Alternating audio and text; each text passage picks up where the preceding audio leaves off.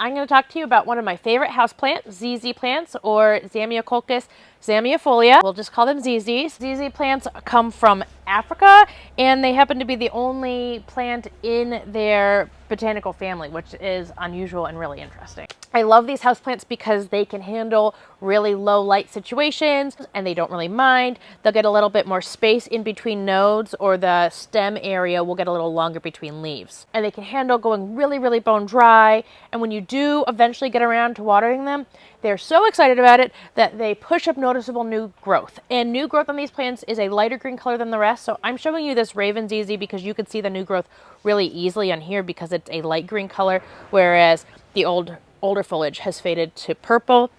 On your more traditional ZZs, it's also noticeable, but just not as noticeable. Here's a lighter green leaf on this guy, whereas the older leaves are a little bit more of a darker green. This is a cool plant for a lot of reasons. One thing that's really interesting about it is that it has these really big baubles in their roots underground. That's a very normal part of the way they grow. You'll find those throughout the root ball, and they like to be root bound, so you don't need to repot them because they actually want to be nice and tight in their pots.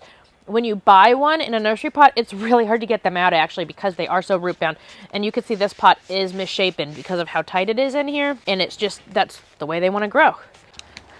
So ZZ plants can get quite big, and again, here's that nodules, and then they have really interesting stems, and they like to face the light. So in a greenhouse, the leaves will kind of go maybe in several directions, but in your home, all of the leaves are going to face the same direction, which is whatever way their light is facing. So you can see on this one, all the leaves, the shiny leaves, are facing this way. This is a great plant to be put outside for the summer if you do that, but also because it doesn't mind having lower light conditions, you could keep it in the house year round, and it totally is not a big deal.